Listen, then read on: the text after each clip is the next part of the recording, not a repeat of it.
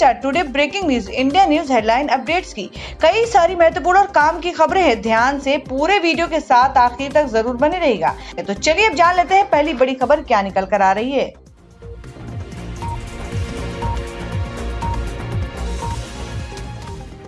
तो दोस्तों पहली बड़ी खबर निकल कर आ रही है। आपको बता दें कि महाराष्ट्र सरकार की इस चाल में क्या फंस जाएंगे पीएम मोदी और शाह।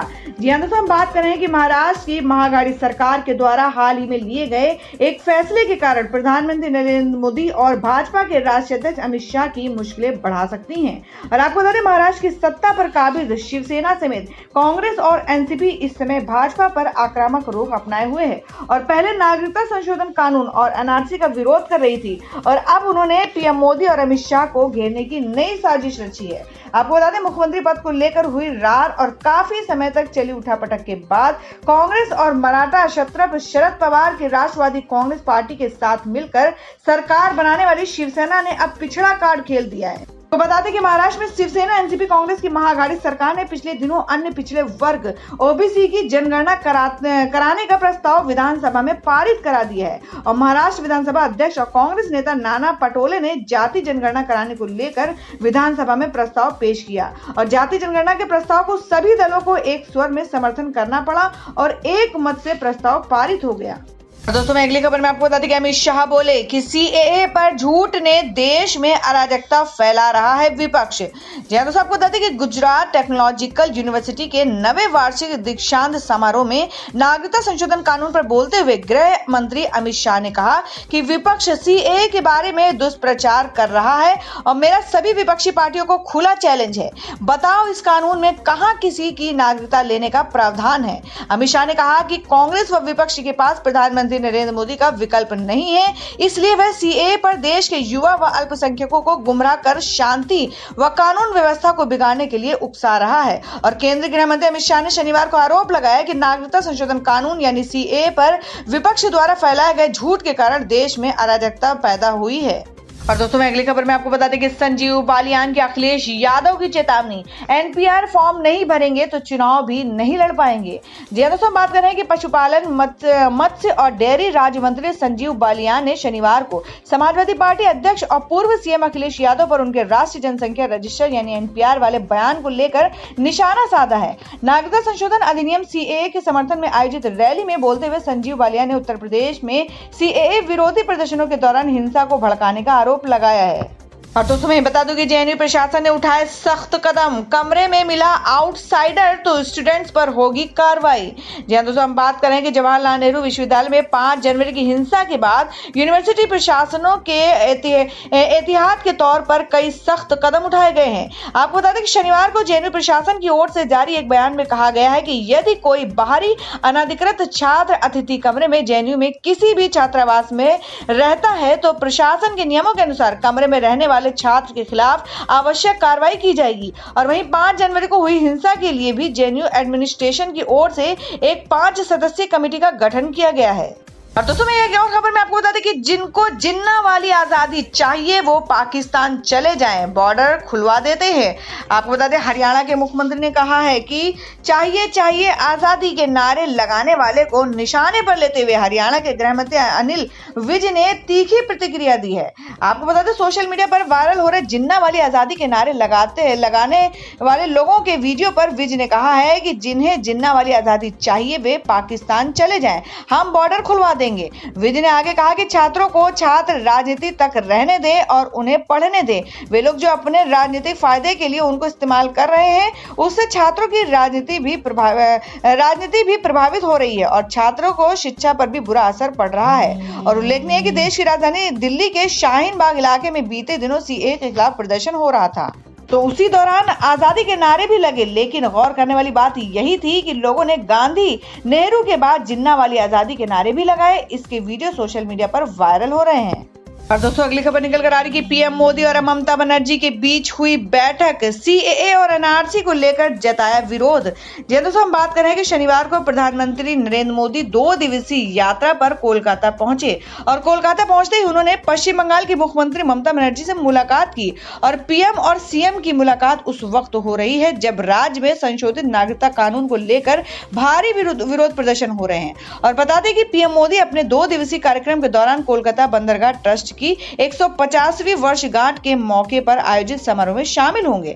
और ममता बनर्जी ने बताया कि उन्होंने पीएम मोदी के साथ बैठक के दौरान बताया कि हम एनआरसी, एनपीआर और सीए के खिलाफ हैं। हम चाहते हैं कि सीएए और एनआरसी को वापस ले लेना चाहिए। तो दोस्तों खबरों में आगे बढ़ने से पहले जान लेते हैं आज के माइंड क्विज के सवाल को। आज का सवाल है, आपको बताना है कि देश में गणतंत्र दिवस कब मनाया जाता है। इसका जवाब आपको वीडियो के नीचे कमेंट बॉक्स में देना है और सही जवाब देने वाले को रैंडमली लेके जाएगा और वो जीत सकते हैं बम्पर पुरस्कार। तो चलिए बढ़ते हैं अब अगली खबर की ओर। तो दोस्तों अगली जो खबर आ रही है, आपको बता दें कि केजरीवाल को सीधी टक्कर देने के लिए बीजेपी का दाव, मोदी नहीं ये चेहरा होगा सामने। जी हाँ दोस्तों आपको बता दें कि दिल्ली में विधानसभा चुनाव की तारीखों का ऐलान होने के साथ ही सियासी घमासान भी तेज होने लगा है। आपको बता दें कि सत्ताधारी आम आदमी पार्टी हो या फिर बीजेपी और कांग्रेस, सभी प्रमुख सियासी दल चुनाव तैयारियों में जुट चुके हैं। और बात करें तो भारतीय जनता पार्टी यानी बीजेपी की, तो उन्होंने इस चुनाव को लेकर खास रणनीतिक प्लान बनाया है। आपको बता दें पार्टी सूत्रों के मुताबिक दिल्ली के मुख्यमंत्री और आम आदमी पार्टी के संयोजक अरविंद केजरीवाल को सीधी टक्कर देने के लिए पार्टी ने केंद्रीय मंत्री स्मृति ईरानी को अहम जिम्मेदारी सौंपी है। आपको बता दें कि स्मृति ईरानी न केवल पार्टी के स्टार प्रचारकों में शामिल रहेंगी बल्कि पार्टी की ओर से सबसे ज्यादा रैलियां भी संबोधित कर सकती हैं। और दोस्तों मैं अगली खबर में आपको बता दें कि एएमयू के वीसी ने अपनी और परिवार की जान को बताया खतरा, लगाई सुरक्षा की गुहार। जी हाँ दोस्तों आपको बता दें कि अलीगढ़ मुस्लिम यूनिवर्सिटी एएमयू के vice chancellor professor Tariq Mansoor के एक पत्र से हड़कंप मच गया है। दरअसल एएमयू के वाइस चांसलर ने अपनी और परिवार की जान को खतरा बताते हुए यूपी डीजीपी और एसएसपी को एक पत्र लिखा है। और वहीं इस मामले में एसएसपी ने बताया है कि एएमयू के वीसी को सुरक्षा मुहैया कराई जाएगी। और बता दें कि एएमयू में बीते 15 दिसंबर को छात्र और मुस्लिम के बीच हुई हिंसक झड़प हुई थी, जिसके बाद यूनिवर्सिटी में छुट्टी घोषित कर दी गई है। और दोस्तों मैं आपको बता दें कि 2 दिवसीय दौरे पर कोलकाता पहुंचे पीएम मोदी, एसपीआई छात्रों ने दिखाए गो बैक मोदी के पोस्टर। जी हां दोस्तों आपको बता दें कि देश के प्रधानमंत्री नरेंद्र मोदी शनिवार को अपने 2 दिन के दौरे पर कोलकाता पहुंचे हैं और इस दौरान वे कोलकाता पोर्ट ट्रस्ट के 150वें सालगिरह के जश्न और विभिन्न कार्यक्रम में हिस्सा लेंगे। और साल 2020 में पीएम मोदी का ये पहला दौरा है जब वे पश्चिम बंगाल पहुंचे हैं। और कोलकाता पहुंचने से पहले ही पीएम मोदी के विरोध में छात्र संगठन students federation of India SFI ने प्रदर्शन किया है। आपको बता दें प्रदर्शनकारियों के हाथ में गो बैक मोदी के पोस्टर भी दिखाई दिए हैं। और गौरतलब है कि सीएए एनआरसी को लेकर मोदी सरकार और बीजेपी को लोगों के विरोध प्रदर्शन का सामना करना पड़ रहा है। और पीएम मोदी के पश्चिम बंगाल दौरे पर भी कुछ ऐसा ही देखने को मिला। दोस्तों एक और खबर आ रही है दिल्ली से। आपको बता दें कि दिल्ली में 2 दिनों के भीतर कांग्रेस को दूसरा झटका, अब आप में शामिल हुआ ये दिग्गज नेता। जी हां दोस्तों आपको बता दें कि दिल्ली विधानसभा चुनाव 2020 के मद्देनजर कांग्रेस शनिवार देर रात तक 70 में से 20 विधानसभा क्षेत्रों में प्रत्याशियों का ऐलान करने वाली है और इससे पहले उसे बड़ा झटका लगा है। दरअसल दिल्ली यूथ कांग्रेस के पूर्व अध्यक्ष जगदीश यादव आम आदमी पार्टी में शामिल हो गए हैं और वे दिल्ली के मुख्यमंत्री अरविंद केजरीवाल और सांसद सुशील गुप्ता की मौजूदगी में पार्टी से जुड़े हैं। आपको बता दें 2015 में जगदीश ने रिठाला से चुनाव लड़ा था और पार्टी में स्वागत किया। आपको बता दें इस दौरान अरविंद केजरीवाल और सुशील गुप्ता ने जगदीश यादव का पार्टी में स्वागत किया और बधाई भी दी। जगदीश यादव ने पार्टी में शामिल होने के दौरान कहा कि वे पूरी निष्ठा के साथ आम आदमी पार्टी को मजबूत करेंगे। आपको बता दें कि जेएनयू हिंसा को लेकर केजरीवाल पर बरसे थरूर, बोले घायलों को देखने तक नहीं गए। आपको बता दें कि दिल्ली विधानसभा चुनाव के ऐलान के साथ ही कांग्रेस और आम आदमी पार्टी के बीच जुबानी जंग तेज हो गई है। आपको बता दें कि जेएनयू हिंसा मामले में दिल्ली के मुख्यमंत्री केजरीवाल के दिल्ली पुलिस को गलत नहीं मानने पर अब कांग्रेस के वरिष्ठ नेता और पूर्व केंद्रीय मंत्री शशि थरूर ने निशाना साधा है। और थरूर ने कहा है कि दिल्ली के सीएम घायलों के साथ खड़े होने की बजाय उन्हें देखने तक नहीं गए। थरूर ने केजरीवाल को ट्वीट टैग कर कहा कि पुलिस केंद्र के आदेशों पर अमल कर रही है या नहीं कर रही है, लेकिन किसने दिल्ली के सीएम को ये आदेश दे दिया कि वह नागरिकों के प्रदर्शन के अधिकार के खिलाफ खड़ा ना हो, घायलों को देखने तक नहीं जाए। दोस्तों मैं अगली खबर में आपको बता दें कि सुब्रमण्यम स्वामी ने कहा है कि 2 साल के लिए बंद किया जाए जेएनयू और आतंकवाद पर लगे लगाम। जी हां दोस्तों, हम बात कर रहे हैं कि वरिष्ठ बीजेपी नेता तथा राज्यसभा सांसद सुब्रमण्यम स्वामी ने शुक्रवार को एक बार फिर से नई दिल्ली के जवाहरलाल नेहरू विश्वविद्यालय जेएनयू को बंद करने का सुझाव दिया है। और स्वामी ने अहमदाबाद के थलतेज में एक निजी विश्वविद्यालय के कार्यक्रम के दौरान पत्रकारों से कहा कि सरकार को जेएनयू को लेकर बड़ा कदम उठाना चाहिए। इसकी सफाई के लिए इसे कम से कम 2 साल के लिए बंद कर देना चाहिए और जब ये शुरू हो तो इसका नाम बदलकर सुभाष चंद्र बोस विश्वविद्यालय कर दिया जाना चाहिए। उन्होंने कहा कि बंद करने से पहले अच्छे छात्रों को दिल्ली विश्वविद्यालय या अन्य से स्थानांतरित कर देना चाहिए तथा हुल्लड़बाजों को बाहर कर देना चाहिए। तो दोस्तों खबरों में आगे बढ़ने से पहले एक बार फिर से आपको याद दिला दें कि अगर आपने अभी तक हमारे वीडियो को लाइक नहीं किया तो जल्दी से वीडियो को लाइक कर दें और अगर आप हमारे चैनल पर नए हैं तो चैनल को जरूर सब्सक्राइब कर लें और बेल के बटन को भी जरूर हिट कर दें। तो बढ़ते हैं अगली खबर की ओर। और दोस्तों मैं अगली जो खबर निकल कर आ रही है आपको बता दें कि 3 राज्यों में छपाक टैक्स फ्री। भाजपा नेता भार्गव बोले कि दीपिका पॉर्न फिल्म बनाती तब भी यही करती सरकार। दोस्तों हम बात करें बॉलीवुड अभिनेत्री दीपिका पादुकोण का जवाहरलाल नेहरू विश्वविद्यालय यानी जेएनयू में प्रदर्शनकारियों के बीच जाने को लेकर शुरू हुआ विवाद थमा भी नहीं कि अब उनकी फिल्म छपाक के टैक्स फ्री होने पर राजनीति शुरू हो गई है।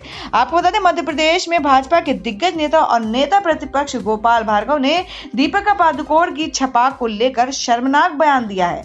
आपको बता दें भार्गव के बयान की न केवल हर तरफ निंदा हो रही है बल्कि मध्य प्रदेश की कमलनाथ सरकार में खेल और उच्च शिक्षा मंत्री जीतू पटवारी ने जवाब भी दिया है। आपको बता दें कि मध्य प्रदेश के होशंगाबाद में भाजपा नेता गोपाल भार्गव ने कहा कि दीपिका पादुकोण अगर पॉर्न फिल्म भी अभिनय करती तो भी सरकार उसे टैक्स फ्री कर देती। अगली खबर आ रही है दिल्ली से। आपको बता दें कि दिल्ली विधानसभा चुनाव से ठीक पहले बीजेपी को बड़ा झटका। कांग्रेस ने जीती सभी 10 सीटें। जी हां दोस्तों हम बात कर रहे हैं कि दिल्ली में होने जा रहे विधानसभा चुनाव से ठीक पहले भारतीय जनता पार्टी को बड़ा झटका लगा है। बीजेपी को छत्तीसगढ़ में हुए मेयर चुनावों में बड़ी हार का सामना करना पड़ा है और छत्तीसगढ़ में पहली बार नगर निकायों में महापौर और अध्यक्ष पद के लिए अप्रत्यक्ष प्रणाली से मतदान हुआ है। आपको बता दें छत्तीसगढ़ के 10 नगर निगम में सत्ताधारी कांग्रेस ने कब्जा जमाया है और छत्तीसगढ़ के 10 नगर निगम 38 नगर पालिका परिषदों और 103 नगर पंचायतों में पिछले महीने 21 दिसंबर को मतदान हुए थे। कांग्रेस नेता आरपी सिंह ने कहा कि ये परिणाम पिछले 1 साल में कांग्रेस सरकार द्वारा चलाए गए स्कीम का नतीजा है। और दोस्तों आपको बता दें कि पहली बार बिना लॉटरी निकाले मिलेगा हज जाने का मौका। बस चुकाने होंगे इतने हजार। जी दोस्तों आपको बता दें कि ऐसा पहली बार होगा जब उत्तर प्रदेश से हज की जियारत पर जाने वालों के नाम लॉटरी से नहीं निकाले जाएंगे। आपको बता दें उत्तर प्रदेश में जितने लोगों ने आवेदन किया है उससे ज्यादा सीटें हैं। देश में सिर्फ 14 राज्य ऐसे हैं जहां सीटों से अधिक आवेदन आए हैं और यहां ज्यादातर में लॉटरी निकाल दी गई है। यूपी के लिए अधिकृत रूप से सभी जाने की अनुमति दे दी गई है। आपको बता दें हज कमेटी ऑफ इंडिया से 1.5 लाख और करीब 70,000 प्राइवेट टूर ऑपरेटर से जायरीन हज पर जाते हैं। ऐसा पहली बार हुआ है जब 14 राज्यों को छोड़कर कहीं भी सीटें से अधिक आवेदन नहीं हुए हैं। आपको बता दें उत्तर प्रदेश से करीब 32,000 लोगों को जाना है लेकिन यहाँ केवल 28,000 आवेदन ही किए गए हैं। और अगली खबर में आपको बता दें कि आदित्य ठाकरे का केंद्र पर हमला। बोले स्कूलों का राजनीतिकरण नहीं बर्दाश्त होगा। जी हां दोस्तों आपको बता दें कि महाराष्ट्र के नए पर्यावरण पर्यटन और प्रोटोकॉल मंत्री आदित्य ठाकरे ने शनिवार को स्कूलों में छात्रों को विवादास्पद नागरिकता संशोधन अधिनियम सीए के बारे में पढ़ाने के लिए भाजपा के अभियान पर सवाल उठाया है और युवा शिवसेना नेता ने कानून के बारे में जागरूकता फैलाने और सही गलत सूचना देने के लिए मुंबई में के माटुंगा इलाके के कुछ स्कूलों का दौरा करने के लिए कहा गया है और इसके एक दिन बाद देश भर में विरोध प्रदर्शन को हवा देने वाली सीएए कानून पर ट्वीट किया। आपको बता दें आदित्य ठाकरे ने यह भी सुझाव दिया कि भारतीय जनता पार्टी या किसी अन्य राजनीतिक नेता को छात्रों की शिक्षा के लिए योगदान करने के लिए क्या करना चाहिए। आदित्य ठाकरे ने ट्वीट किया कि स्कूलों में एक कानून को लेकर अभियान हास्यास्पद है।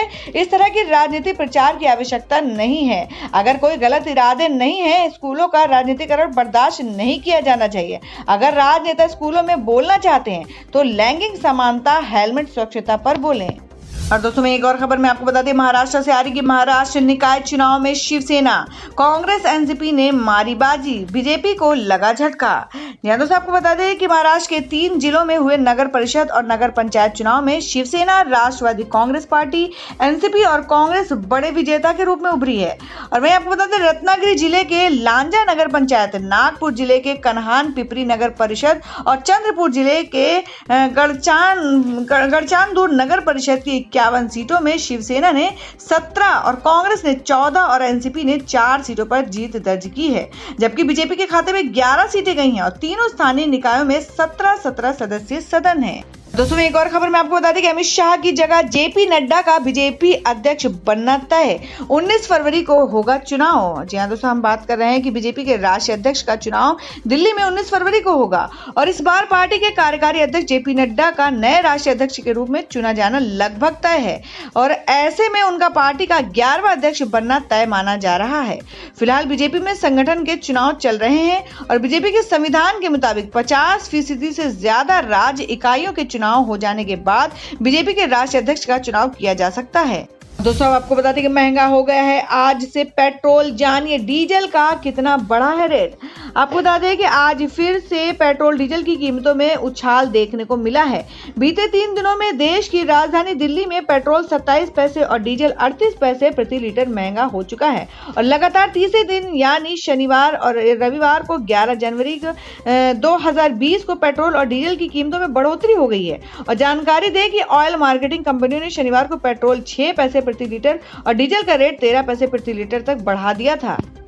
तो दोस्तों ये थी अब तक की सभी बड़ी खबरों की अपडेट्स। टुडे ब्रेकिंग न्यूज और लेटेस्ट खबरों को देखने के लिए हमारे चैनल ऑसम ज्ञान हिंदी न्यूज चैनल से जुड़े रहिए और हमारे वीडियो को लाइक शेयर जरूर कर दें अपने दोस्तों और रिलेटिव्स के साथ। तो दोस्तों फिर मिलेंगे काम की खबरों और सरकारी योजनाओं की एक और नई वीडियो के साथ। तब तक के लिए धन्यवाद दोस्तों।